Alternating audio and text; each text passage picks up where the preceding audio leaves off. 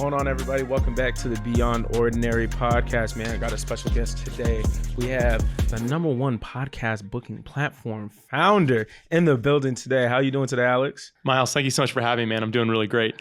Of course, man. I had to bring you on. I've been using PodMatch myself for a while, probably like 6+ months. So I had to bring you on. So I want to ask you, man, what was the aha moment that made you want to build PodMatch? Man, it's a little bit of a story, and I hope that's okay. I'm going to go back and kind of problem. share this because I think it'll really resonate with the Beyond Ordinary listeners. So I got into podcasting really seriously, I'd say, in 2018. I started a show, and it started doing really well, and it really became my passion, which I never intended for that to be. I just wanted to learn. But like podcasting itself, the craft of it really became my passion. And so this leads to how I started the platform. And because I think it takes 4 steps. The first of which is passion. Like if you're going to start a business, you're going to do something, I think there needs to be passion involved. So for me, I had that. The next step is to get into the community. So what I started doing is I started going to the podcasting conferences and starting to speak at some of the conferences, which I was just really grateful for. And the next phase is to find the problem that community is struggling with. So that you got your passion, you're in the community, and you want to identify the problem. And so how I did that, it was actually the beginning of 2020, Myles, just before the world shut down. Mm-hmm. There was 2,000 of us in a room in Orlando, Florida. And I was speaking on stage, and right before I got off stage, I just said, hey, I would love to meet anyone in the room who's willing just to chat with me for a minute. And people were nice, so there was a line of people. And in my hand, I had pen and paper, and I wrote down just a few things: their name, their email address, and the problem that they were struggling with. Okay. And so again, like I was in my passion, I was sharing it from stage to the community. And the problem I identified that day is I heard a lot of things, but 100 people said the same thing, which was I'm having trouble finding the right guests for my show and streamlining that whole process. And I heard that again and again and again. And I even had people there that were like, hey, I'm not a podcast host, I'm a guest. I've got this new business book I want to get out here. Do you know which podcast I should go on? How do you even connect with them like that? And it's funny, in that room, I was like, ooh, come back and find me later. I'll introduce this person I just met that you'd be a good fit for their show. They just described looking for you, basically. Anyway, long story short, I identified the problem, which was bringing the right people together for interviews. Not just anybody, but the right people, and streamlining that process. And so the last phase here is, I believe it's just like a simple framework for entrepreneurship, but it's to offer the fastest possible solution to that problem. So when I went home, I just wrote it down I had a bunch of whiteboards. I was a corporate guy at that point, so I had whiteboards everywhere. I wrote it all down, and the last thing I kind of put in the bottom corner when I had filled them all up was like a dating app, but instead of connecting people for dates, connecting podcast guests and hosts for interviews. And ultimately, that was the birth of PodMatch. That's ultimately what it became. And that was kind of the story of what got me to being just a hobbyist, interested guy in podcasting to being a full-time podcaster on the software side and as a host myself. Mm-hmm. Wow, I love that. How you went through the whole journey from just listening to what the market wanted and you delivered on that. And I think a lot of people don't do that, especially entrepreneurs. They kind of like have a product or an idea that they want to impose upon the market, as opposed to asking people like, hey, what are you struggling with, and things like that. So I want to know, like, from, I guess, a nerdy technical standpoint, how do you connect the right people with the right, guests? Because I'll get on PodMatch and I'll see like, certain people are connecting. Like, how does the algorithm work? Yeah, no one's ever asked me this before, Myles, so thank you for bringing that up, because I'm quite proud of it. Real quick, I am going to say this. You had a great episode of your show that I want to call back to, and I encourage everybody who's listening to this, maybe finish this one first, but cue that up right now. It was titled Fix This #1 Common Money Mistake. It was Dr. Travis Perry. It aired on July 31st, 2025. And I'm calling that out because you asked a really insightful question on there, and Dr. Travis answered it by saying a lot of people chase the problems and try to fix the problem instead of focusing on what actually leads to success. And so when I go back to starting this, when I first wrote down the idea, I was like, well, why don't I just become a booking agent? So Myles calls me and says, I'm looking for a guest like this, and I go find somebody and I make the connection. And that really doesn't fix the problem. That just chases the problem more, right? Like it needs to be able to be done at a more automated standpoint. And so like, I was like, well, what would lead to success? And I was like, it has to be an algorithm of some sort. It has to be some sort of AI. And we built this in 2020 before AI was really popular. But we knew that, hey, we need to have these two things involved to make this really work. And so basically we started building out, I believe there's 39 different connection points that make the algorithm determine a match. It starts off with the basics. So this is like right inside of PodMatch. Like if you and I are going to match, first off, do we speak the same language? That's #1. If no, do not proceed, right? Like pretty obvious. Yeah. Right along with that, it goes into like the host preferences. If you say this is a video and audio podcast, but I'm a guest that says I refuse to do video, it's not going to match us again. because again, we're not connected. And then it goes into things like your availability, your topic, right? Your even age and gender. That stuff is all taken into consideration based off of what the host says that their show is about and who it's looking for. And then it gets down into like the real nitty gritty, if you will. So like the bio that I write out, the introduction I write out, the different things I say that I'm able to talk about. It's our system scans the entire profile and says, okay, this is Alex, this is Myles. And with Myles, I mean, this is Beyond Ordinary Podcast. And it's basically, does Alex qualify for what Myles says he's looking for in this podcast? And then the whole thing will kind of factor out a score, which no one sees the score. It's just, is it a match, yes or no? And then basically we queue us up together. And if it is a match and we both agree, we would actually start taking that conversation forward. But if I'm like, oh no, this isn't a match at all, I hit reject or no, it teaches the system, okay, there's something about that one that Alex didn't like. So next time he hits pass, let's see if we can find the similarities between what maybe made it not pass. And perhaps it's like example, if your podcast was for people that have done like 9 figures in business, which I've not, right? Strictly for that, and I hit pass, eventually we pick up, okay, Alex is not a 9-figure entrepreneur. Don't match him with 9-figure only podcasts, right? Mm-hmm. So that's the most non-technical way I can answer that. Let me know if I need to fill any gaps there, Myles. I did the best I could for my first time answering that. That's perfectly fine. So, like you described, you did all this like before, AI became popular. It's like a buzzword now. So how did you go about, I don't know if you built the code yourself or if you found somebody, how did you go about building the team around you to achieve this goal? So I am not a developer myself. And so from day one, when I had that idea and I wrote down like a dating app, but for podcast guests and hosts, right? Like I wrote that down that same day, which happened to be March 10th, 2020. I picked up the phone and I called a friend of mine, someone I had known for years. We were in each other's weddings years before this. He was a full stack developer, meaning he was able to build something like this. Granted, if he was interested and if he had time. So I called him. I'm like, hey, I just pitched the idea to him. Like, here's what I've got. I'd love to send you more details, but if you got time, I can explain on the phone. So I just explained the whole thing to him. And he's like, man, I just wrapped up a multiple year project. He goes, I actually have capacity and time. He's like, I'd love to partner with you on this. And so right down the phone, I was like, you want to just be like 50-50 partners? And we'll just give it a shot. And so we decided to do that. And we put $2,500 each into a bank account and we literally hit the ground running. So what I needed to do was develop mock-ups. So I basically needed to explain, this is what I imagine it looks like, which started off as me drawing it on whiteboards, as crazy as that sounds, right? Wow. Like that's literally where it started. But then all the if this, then that statements. And what that means is if Alex and Beyond Ordinary Podcast match, what happens next?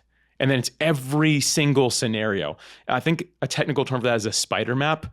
This is where most people quit immediately because I literally had to write up, it was thousands of different things that could happen. Okay, if he hits match, but now he hits reject, what happens, right? So you're like doing all that. But Jesse, thankfully, he's a brilliant coder. So he was just directing me, hey, here's what I need from you, because he knows nothing about podcasting. And I basically, again, drew the mock-ups and said, here's all the options that could happen with every single thing on the platform, which took us a while to do. We didn't launch, and I mean, I say a while, we actually launched really fast. So on June 15th, 2020, we launched into an early beta test. So those few months though, we're all just building in the dark, which was very painful work. So on this show, I like to not just highlight, all the good stuff. And it sounds like it went very well from the time like you took the market research, found your business partner from March to June, you did your beta launch, everything happened so quickly. But let's highlight what were some of the low moments in building the company and how did you push through those? Yeah. So during that phase, I was a little bit confused as to what it should do. And so I would have Jesse, my co-founder, develop stuff, and then I look at it and watch it and basically like, oh no, can we change it to do this? And it actually created a bit of tension back and forth because he's like, man, every time you make a change on something I just built, I have to destroy it and start over on that whole module, that whole piece. And I didn't know that. Like, again, not being a coder, like I didn't realize that I just wanted to see my ideas, right? And I wanted options. And the reality is I probably needed to be like leading a team of 100 engineers at like a big organization with millions of dollars of budget to play around like that. The reality is we didn't have a budget for that. We decided, hey, with that $5,000 totally in the bank, when that runs out, we have to sit down and have a real conversation if we continue trying this. And so we knew that like, hey, we have to be very resourceful. And I wasn't being resourceful at first. It was like, no, I don't like that. Let's try something else. But we hadn't even launched. I wasn't getting real feedback. And the thing is, if I could go back, not that we would have launched sooner, but the site would have been better had I had a better understanding of what it really took, because I learned everything I needed to learn within just the first month of launching that beta of like, oh, we actually did this wrong. We actually did this right. We need to improve this. Like all those things I just didn't know. So I'd say the first problem was Alex got in the way. Talking about myself in the third person, but the reality is I got in the way. I got in my head. I have a bit of a perfectionist mindset. So I like things to look really good and really polished, but we didn't even know if we had anything yet. Like you need a proof of concept. And we could throw money at it later if we knew it worked. But I would say that was our very first. I mean, there's plenty more. That was all my pre-launch issue, though, was like building a little bit of tension between me and Jesse and really focusing on the wrong elements as just someone who lacked the maturity of what it took to launch a software as a service product. Mm-hmm. And then how did you go about getting your first 100 users? What kind of marketing did you guys do once you guys launched? Yeah, so first 100, I'll go beyond that, but first 100 was pretty easy. And here's why. Because going back to that room I was in, I wrote down email addresses and their name and what they're struggling with. And 100 people that day told me the same thing. That was my initial list. I reached out to all those people and said, hey, you told me in January this was your problem, or February, whenever it was. Maybe it was March even. I don't know when it was. But at some point in 2020, before the world shut down, you told me this was your problem. Did it work? And so I had them all sign up. And it's funny because I really had to step back and overcome that perfectionist mindset, because people were like, yeah, but the logo's ugly. Yeah, but there's typos. Yeah, but it's slow. Right? Like, I'm like, not what I asked. Does it solve the problem you said you had? Because the problem you said you had was not, is the logo nice? The problem you said you had is connecting with the right guest faster. Did it work? Is it doing that? And so we launched with our first 100 people.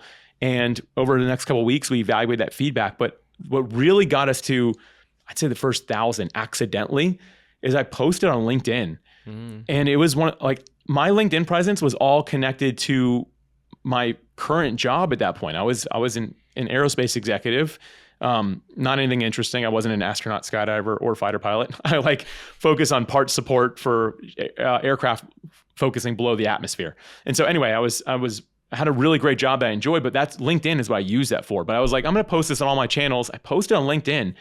And like I said, right place at the right time, it being 2020, the world had pretty much shut down at this point. And so I just said, hey, we just built this thing that helps bring guests and hosts together for interviews. If you're a podcast host, we'd love for you to try it. If you're a podcast guest or someone wants to share their message online, we'd love to have you try it out.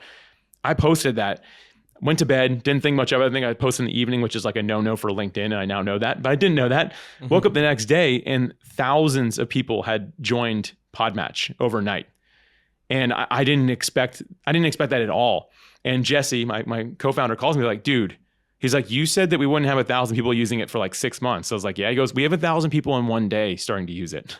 And that almost broke it, actually. It was an uphill battle for the next 4 months, because the system was not built to withstand that many people joining at once. Like we didn't have the money for that yet.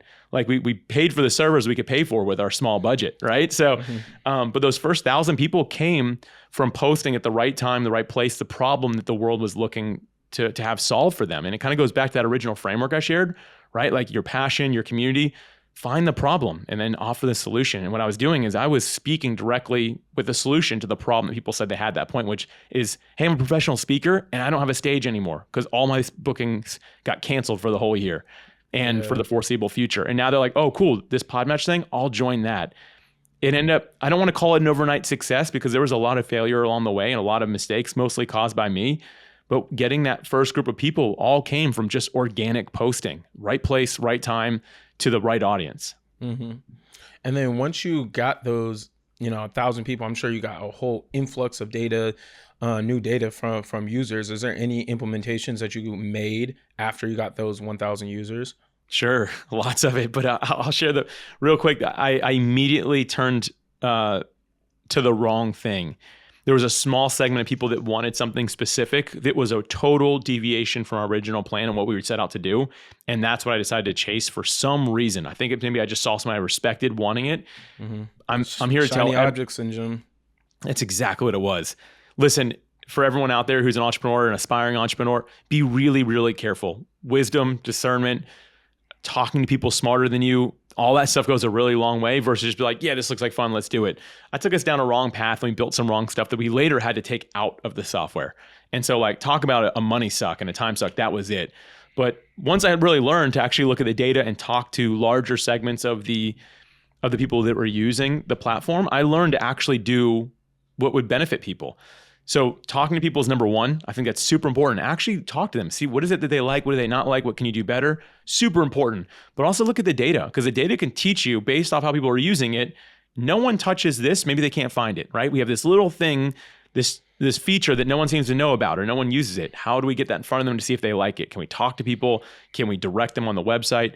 Those little things. So not that I'm great or perfect at this yet, but I am a work in progress. And now we don't take any wrong path toward development. Like, we are very, very strategic with it years later, because we just look at what people are doing and we talk to them. I think that the days of building the product that you want just for the sake of building it doesn't work. Like, we actually have to be willing to talk to the people that we serve to actually figure out the direction to go in. Absolutely. So I want to kind of shift the conversation more so towards the podcast/creator economy. And I want to know, are there any niches that underrated niches that you see blowing up?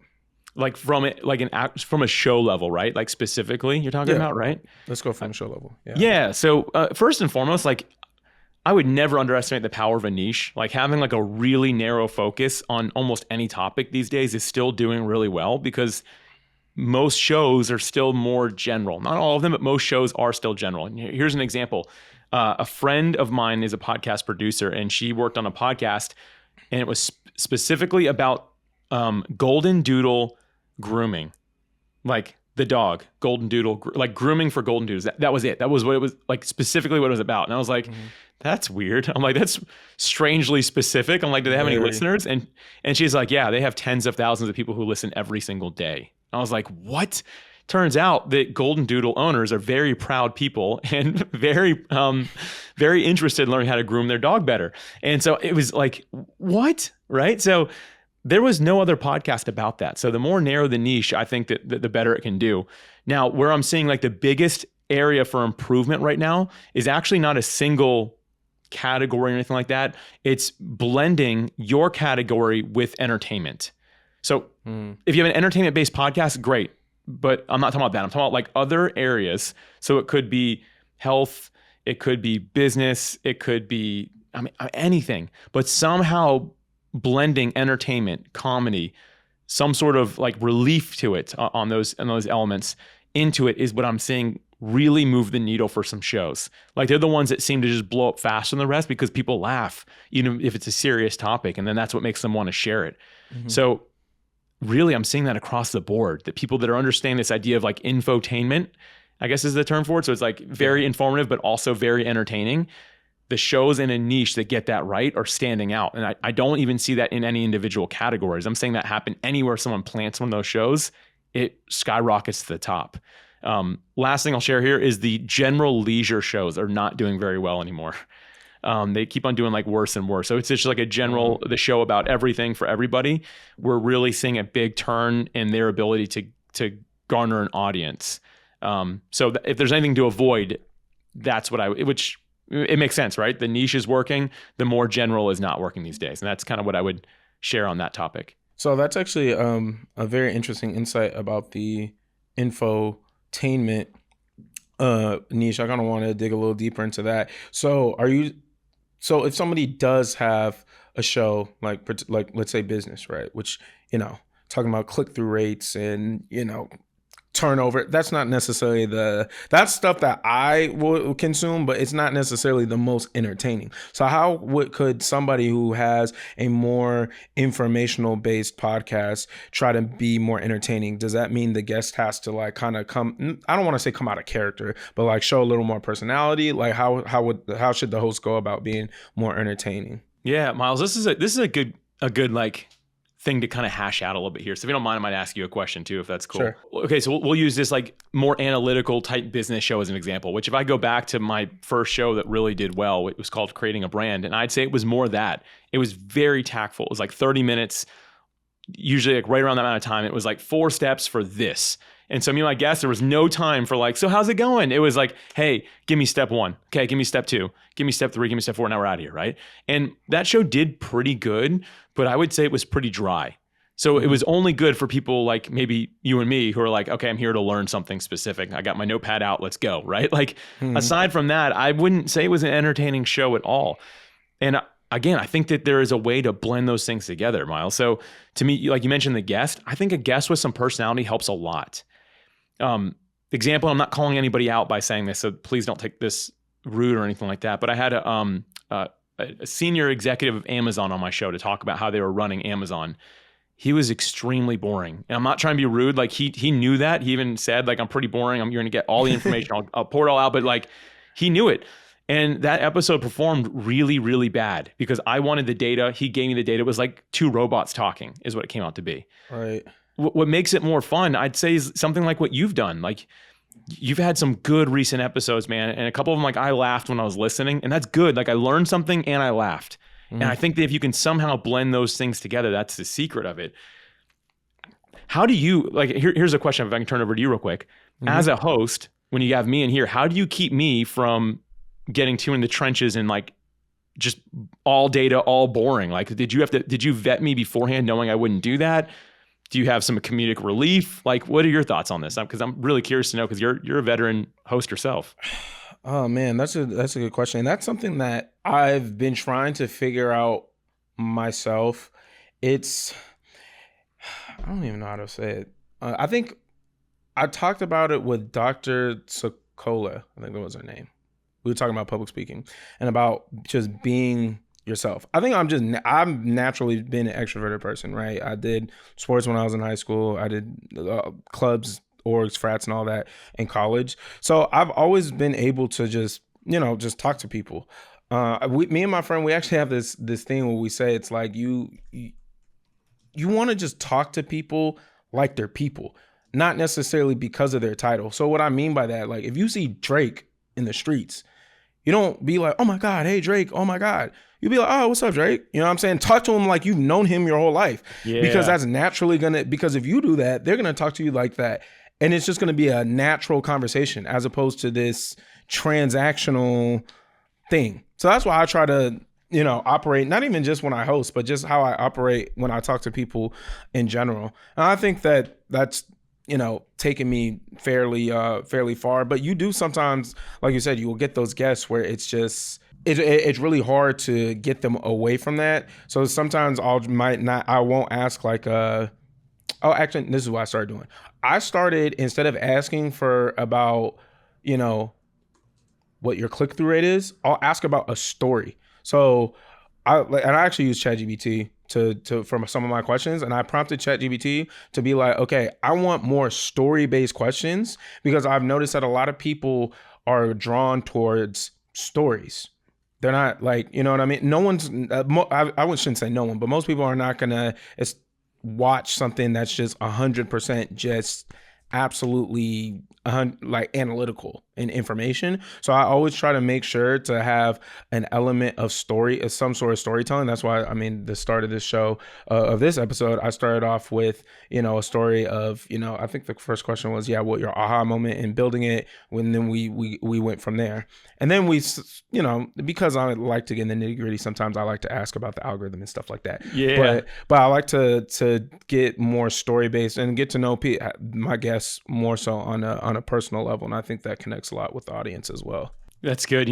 I did just realize something, Myles. You're a lot nicer than I am. Like, you're talking about this guest who maybe was like a little bit more dry, and you're just like, he was cool, or whatever. And I'm over here like, he was such a dork. I wrote down a few things here, if you don't mind me like Sure, go ahead. Like, so like based on what you just said, because I think that's really good. First off, like, be natural. And I'll just say that comfort goes a long way. Like, both sides of the microphone, we got to take the edge off. And whether that's a green room, which means for everyone listening, like before we hit record, because me and Myles, we spent like 15 minutes together before we even hit record. So like, Absolutely. There was none of like the, is this guy going to like me? Like, we kind of already hashed that out, right? Like, and then rapport, find the commonalities, right? Like, you got to know a little bit about where you can connect, because we can find those commonalities. You can kind of be like, oh yeah, I love that too, right? Like, you can kind of build up the energy a little bit.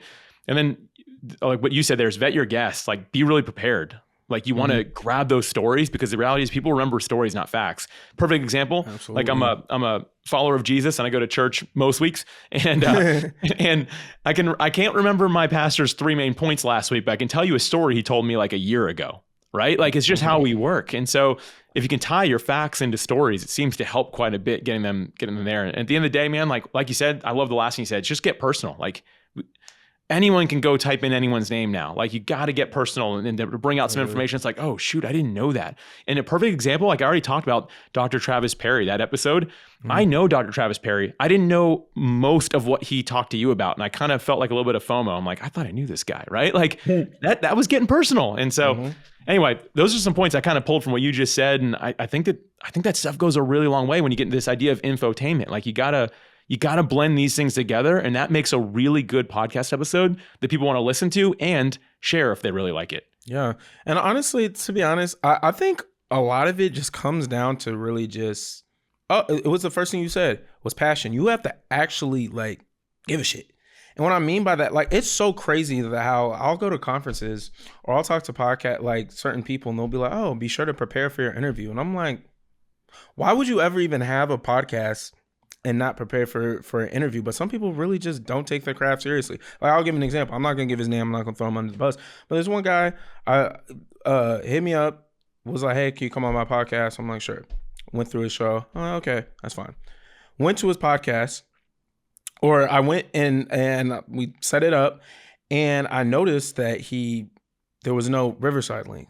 I hit him up. I was like, hey, where's the link? Didn't end up having it that day, whatever. And in my head, I was like, you know what? This dude kind of wasted my time, and he didn't even hit me up. I'm probably just not going to go on the show, right? And then I think he had sent an email or something, and it was a story about like what he ended up going through. Like it was a podcast episode, his most recent one. So I said, okay, give it a listen. And he was talking about some of his trials and tribulations, and I'll admit, I felt kind of bad.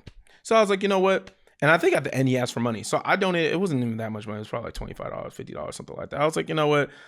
I'll help you out. We rescheduled it. I even told him that I honestly wasn't even going to come back onto the show. But I was like, you know what? I'll come back. Tell me why. He overslept again. Sent me an email and said, hey, I think we missed each other. Text me. I text him and still have to this day, I've never heard from him. And so I say all this to say that there are certain people that I take this very seriously, and I would never in a million years do that to any of my guests. But some people aren't like that. Some people will literally, like, I think even on his sheet, he said, what do you want to talk about? It's like, look, I don't really care. Whatever you want to talk about. Like, you know what I mean? It's your show. Exactly. It's your show. So I think it's just actually caring about wanting to get better, which is, you know, why I signed up for, you know, Grow the Show Accelerator. Shout out Kev, you know, because I actually want to perfect my craft and be a better host. And I think a lot of people just don't care. They just want to just, you know, have the title of podcaster and then just, you know, yap on a microphone about nothing. You know, I mean, listen, what you just shared, that first off, sorry about that. That's an awful story. Thanks for, Myles, you're just a good guy. I respect it. Like, you're just a good dude. You still donated, man. Like, most people be bitter. I respect that. I can learn a lot from you. And will continue to learn a lot from you as a listener. But here's the thing. I like to listen to your show because I can hear your passion, which you just referenced a few minutes ago, but also I can tell that you care. And most of us as podcast listeners, including people here in this show, they can probably tell that both you and I, we really care about what we do. Like, got to. And yes, you have to, but it is shocking how many people are like, hey, why won't my show grow? I'm like, well, what's your plan for it? I don't know. I'm like, well, unspecific goals yield unspecific results. If you don't care enough to make a plan for it, like, it's probably not going to happen. It'd be like getting in the car and driving, hoping for a destination that you never set a course to. Like, you're not going to get to where you want to go. You'll end up somewhere, but not where you were hoping to get unless you can be really intentional with it. It's the same in any form of content creation. When we're talking about podcasting, if you're like a YouTuber, social media person, even like a blogger, an author, whatever you are, people can feel this. People are smart, and they know if you're lacking the key ingredient of passion and having a real plan for what you're doing. Need a plan. And for at least me, my plan was for the first year. I was watching before I signed up for Kev's, like mastermind. I was just watching his free stuff on YouTube. And one thing he said is when you're starting a podcast, you just need to find your voice. So you just need to do it for the first year. So that's what I did. So I said, you know what? For the first year, I'm just going to commit to doing a podcast. I know I'm probably not going to do all that well. And I didn't. Some of my earlier episodes, I'm really ashamed to even have them up. But Same, by the way, I'm right there with you. I think that's just the curse of being a creator. Put yourself out there, right? you just got to put it out there. But now I have a little more direction. But I will say that a lot of creators do struggle with that. I've heard struggle with monetization, especially in the podcast game, because it takes so long to see a return on your investment. So what advice would you give podcasters that are looking to try to monetize? Man, I think we go with the same framework we talked about earlier, which is if you're already passionate about this, if you're in the community, which means you're have a community with your listeners. If you're already doing that, it's about identifying problems and offering solutions. But I think that a lot of podcasters, I mean, this isn't just podcasters, YouTubers, everybody is like, how do I actually talk to the people that are engaging with what I'm doing? Like, all the analytics and data can show you some numbers, but it's hard to connect a person to that. We've got to be intentional and start asking for people's time. We've got to have an intentionality of where we want them to go. Do we have a community for them? And I don't necessarily just mean a Facebook group, although I have nothing wrong with that. If that's where your audience seems to hang out, is on Facebook, sure. But most people think community, they think Facebook group automatically. Yeah. I use an app called Mighty Networks, so it's a third-party app. We just knew that space is what we wanted for podcasters. We wanted it to be a more premium tier, and I'm not calling anything else less than. We just knew that's what we wanted it to be. Maybe it's a WhatsApp group. Maybe it's some sort of text thread. Like, it could be anything, but the idea is finding out, like, what do these people that are listening to my content or consume my content want from me, and how can I start to foster community with them? It takes getting creative. It takes asking and talking. But once you've built up a little bit of a base, even just 10 or 15 people, which takes a little bit of effort, but that's not a whole lot. When you can start actually talking to these individuals, so they're in community with you, talking to them, find out what they're struggling with.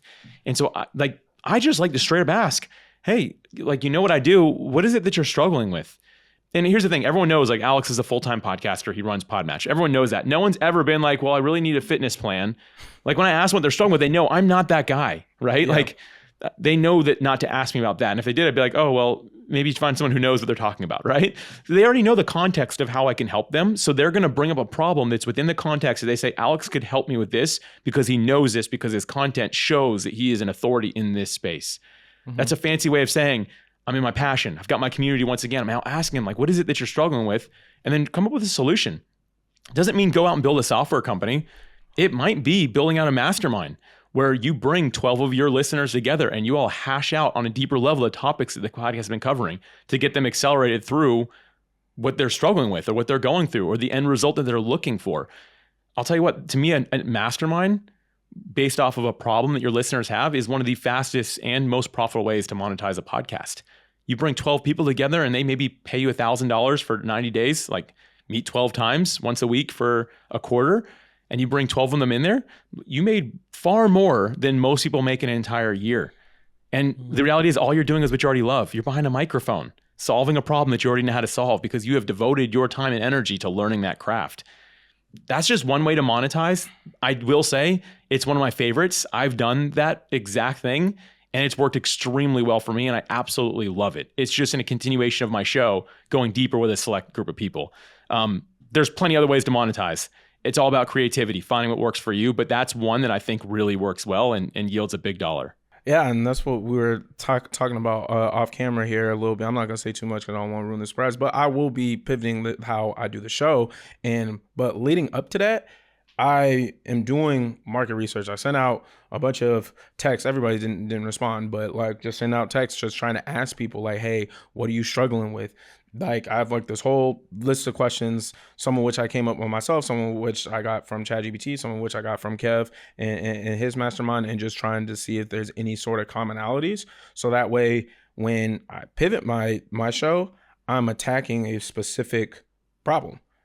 So, and then like you said, then you can do masterminds, you could do newsletters. There's just so many other things that you could do that you could revolve around that specific problem that you could then monetize. So, yeah. You know, another one I'll just quickly share if that's okay. Sure. Are you familiar with Dungeons and Dragons? Do you know that game? You know what that is? I've never played, but I've heard of that before. Me neither. My brother plays. It's super dorky, but regardless, I think it's a good. I've been seeing a lot of Dungeons and Dragons podcasts like start showing up, and people seem to really love it. People who play, they like to also listen to people playing, which is so weird to me and interesting. But anyway, someone asked me like, how do I monetize my Dungeons and Dragons podcast? Like there's no real product here. And I was like, interesting. I remembered something I did. I bought my brother for his birthday a really nice set of, like they use dice in the game. There's like a whole handful of dice that you use. And there was these people on Etsy making like super premium, super nice, also super expensive custom dice, like really nice. In my mind, I'm like, man, if you have a Dungeons and Dragons podcast, go find one of them and get affiliated with them, right? Like you push their product. They're making it. They probably know nothing about marketing because they're on Etsy, right? Nothing wrong with Etsy, but like that typically means they're looking for people to come to them. Yeah. Man, build a partnership with them where they pay you a commission and pay you to mention it on the podcast. Like there's a way to monetize a show that like in most people's minds has no way to make money. You might be able to do really well because these dice are like $200 and $300 for the set of them, which is absurd, right? But if you're getting 20% of those and you can sell a few of them a month, you're covering all your costs for being a podcaster. Like you're already doing better than most people. So I want to give another example that was like not so business, but also like even if this is like a hobbyist type thing, there's options out there for you. At the end of the day, it's about getting creative. And I think that each of us has to be willing to dive into that. It all starts with talking to people though. Absolutely. I love that. I love that you brought up an example of something that I thought, is Dungeons and Dragons a board game or a video game? I forget. It's a board game as far as I know. I think there's a video game version too. Sorry for everyone listening. You're all like, what are these guys talking about? Yeah, but it's like a video game. Like there are I think we talked about earlier, there's communities for literally everything that you can think about. And there's different ways that you can monetize or make content around whatever. You just gotta get creative. So where do you see the future of podcasting? So I see it going a couple different directions, some good, some bad. I'll share the bad first because there's stuff that we can do about it. But I do see a really high failure rate in podcasting of people who don't really take it seriously. And we kind of already talked about that, right? So they show up, they bring some people to listen and they disappear. That does though make a really great space for us that are serious. Those of us that are serious about this, we pick up those listeners. So I'll just use an example. Let's say that we both have a friend, Tony, and Tony starts a podcast, brings all of his friends to it, and then quits a couple weeks later. Now all those friends are typically like, well, Tony's done. Are there any other podcasts out there? And they'll start looking. So the downside is on the creator side, we just don't see people stick with it, which is really sad to me because I think that everyone starts with the intent of doing something really great and something special, and they're excited about it. So it kind of hurts me to see that happen. The plus side is we're seeing listenership continue to climb. And I feel like every month, a new news media or outlet talks about how podcast is now mainstream. I don't know when that line was crossed, but I feel that it really has hit the point of like, it's a mainstream form of media, but it's controlled by independent creators. And the thing is, going back to the top of podcasting, we are seeing more and more big production houses that work with celebrities and like really big network type shows. We're seeing them shut down a lot. It's a little bit negative, but the reality is the podcasting industry is still doing well. And it's one of those spaces that the independent creators are we're driving its success. That makes me really excited because that means voices like yours and mine, Myles. And I imagine at some point you're going to be this super famous guy. So just don't forget me on your way up. All right. Of course, I got you. But like right now, we're independent creators, right? Like we're the producer, we're the host, we're doing a lot of the work. We might sub some pieces of it out or have a team that helps us. But the reality is we don't have tens of thousands of dollars that we're using for every single episode, but we're driving this industry. And listenership is climbing. Like those are really exciting things. And so I think it has a very bright future to help a set of people that are serious, that stick with it, to stand out and make a real name for themselves. Mm-hmm. Yeah, I like that you said that. I don't know if we said off camera or if I said on camera, but we literally saw the presidential candidates like duke it out on podcasts, like Call Her Daddy, Joe Rogan, Club Shay Shay. Like even I think Shannon Sharp was offered like $100 million deal for Spotify or something like that, and it's like I'm seeing the trend, and it's going to continue, and not even just with podcasting, but just with creators in general. And I really had to stop and think, and this is part of the reason why I plan on pivoting my shows, because I didn't really fully understand how much influence like creators really have until I started like really just looking around, because I'm sure you've seen it too. You'll walk into a grocery store and you'll see, someone pushing their kid. They're probably like 5 and they got an iPad. They are literally consuming content before they even had an email address. So by the time Never thought about that. So by the time they're like 10, 12, 13. They've already had a decade worth of building rapport with creators or whatever. And that's pretty much how they're going to, A, not only consume their media, but B, how they plan on buying. Because the person that they've been watching for 10 years on YouTube, TikTok, Twitch, whatever, told them to buy this, they're going to buy it. So dang, dude, that's insightful, man. I never thought about that. Here's the reality. Like I say it a lot, like podcasting is legacy building. I didn't think about it. There could be somebody, like you said, who probably not that young because my stuff is about podcasting. There could be an 18-year-old podcaster, let's say, who's been following me for the last 5 or 6 years while I've been doing this alone. You're right. I'm building that rapport. And like, I never really thought of it that way, man. But like, that's a really unique opportunity to build a loyal, lifelong fan of what you're doing. It takes consistency though. You can't show up for one episode a year, right? Like you got to stick with it. But man, that was really, thanks for sharing that. I never thought about that before. Kind of mind blown right now. Of course, man. I've been thinking about this for a minute. Shout out Kev. He got going through his course and having him be like, you get me to like really think, deeper about, what I'm doing, where I want to take the direction of the show, which is basically just comes down to planning. You gotta have some sort of plan. And I knew this day was gonna come. When I first started, I already knew that I was going to pay for coaching. But one thing that I like to pride myself on is like my discernment and being able to know like who's real and who's just here for a check. And I started watching Kev stuff. I was like, oh, he's insightful. He knows something. Then I was like, okay, let me pay for his first tier. I'm like, oh, this is insightful. And then once he launched like an actual mastermind where he was like, I'm going to watch your stuff and give you feedback and I was like, oh yeah, this is a no-brainer. It's a no-brainer. And I bought that because of his content. So it's like, it's all full circle of what we've been talking about and the creator economy being that powerful. So yeah, that's amazing, man. I really love hearing that. And I really commend you on two things: your discernment, the ability to pick out someone who's good. Like I know Kev really well, but also to be willing to take the leap. Because I think that says a lot about you as a creator. I think that we live, unfortunately, in a space where people are really addicted to free. Like, and listen, everyone looks at the price of free and likes it, but very few people actually consider the cost of free. Free is not always bad, but it can typically be a time suck, right? Like it can really send you down a wrong path, a wrong direction. And the reality is sometimes we just gotta be willing to make an investment. And Myles, I cannot express how much it says about you as a person, saying, no, I'm willing to make the investment because I see where I'm taking people and I want to be the best version of me as I take them on this path. So we're not taking any wrong turns. I cannot say enough good about that, man. Like I really, really do respect that. Thank you. And I'm gonna start using that one. A lot of people consider the price of the free, but not the cost. I like that. Yeah. Please feel free to use that. Yeah. I'm trying to get that out there as much as I can these days. Absolutely. Trademark that. Right. That. So back to more about PodMatch. What do some of the most successful users on PodMatch do differently? They're really intentional with their profiles is the first thing. So whether they be a guest or a host, they really spend time making sure their profile is good. Meaning like the simple things, like all the links work. They test them themselves, right? And I can't tell you how often I go to a profile and the links don't work. And it's not necessarily a poor reflection on anyone. They just might do their internal link and they don't take the time to like be like, oh shoot, most people can't click that, right? Only if you're logged in as me. So like there's the basics like that, but beyond that, really taking the time to think about your profile. And for anyone who's hearing this and you're like, okay, what does that mean?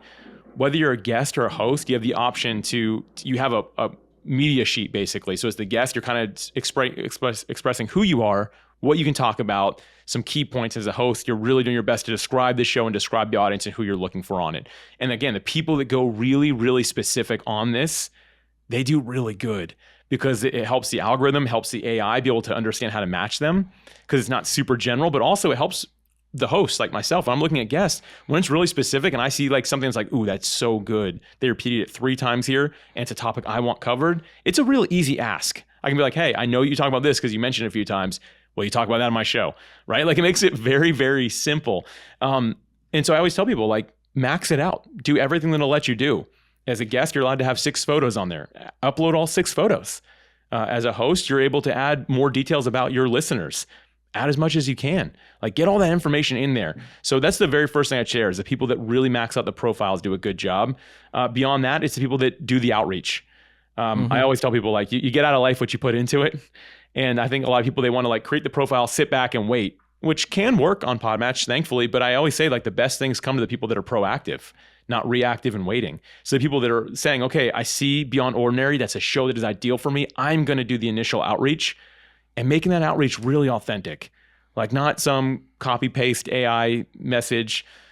Some people can do that pretty well. I'm not good at that, but like, something that's really specific, like, hey, Myles, I listened to your last 3 episodes. I loved your conversation with Dr. Travis Perry. I referenced that one a few times here today, but like basically really getting into it, leaving the show a rating and review on Spotify and on Apple goes a super long way for a podcast host. On the flip side, if you're the host reaching out to a guest, acknowledge their expertise. It's that simple. They're there because they feel they have a message to share. Acknowledge that they have something valid to share and you want to be a platform for them.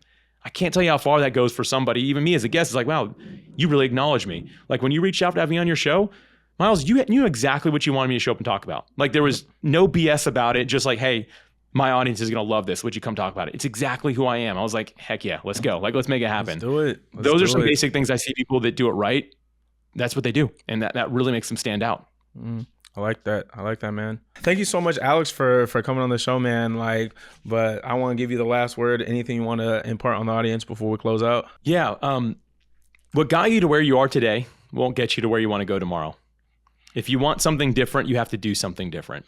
I think that a lot of us, we get stuck in our pattern of this has worked for me in the past, so it will continue to work for me. The best and easiest example I can give is the gym. When you're in the gym and you're looking to increase your max bench, let's imagine, you can't keep on lifting the same weight and expect it to climb. You have to start doing more weight. You have to start doing different types of exercises. The same is true for creatives. The same is true for people trying to start businesses. What got you to where you are today won't get you to where you want to go tomorrow. It's time for you to sit back, reflect, and do something different. And I'll say this, it takes courage to do that. Courage means being afraid than doing what you have to do anyway. And for all you creatives out there, people out there that are saying, hey, I want to go beyond ordinary myself, you've got to be willing to take this leap of faith. Myles has done a great job guiding us on this and laying out a path to follow. And I think that's a beautiful thing about this show. We've all got to be willing to do that for ourselves, though. So I encourage you, think about these words I just shared and think about what is the different that you need to start doing today to get that new result that you're looking for tomorrow. Oh, that was actually very powerful. Definitely top 3 final words for sure. I don't even want to add on to it. Come on. Thank you, man. Hey, thank you, Alex, so much for being an amazing guest today. Greatly appreciate your time and your wisdom. Where can the people find you at? Sure. I mean, everything I do is at podmatch.com/free. I help podcast guests and hosts or people that are aspiring to be podcast guests and hosts. So if you're like, I might just be interested in learning a little bit more, podmatch.com/free. It's going to give you 9 quick ideas that'll kind of help you determine if it's right for you or how to take it to the next level. And at the end of the day, though, I recommend everyone hanging here. Myles, you're taking people in a great direction, man. I really appreciate you. Thank you so much. Well, there you have it, people. I hope you guys learned something, inspired y'all to be great. Till next time, peace.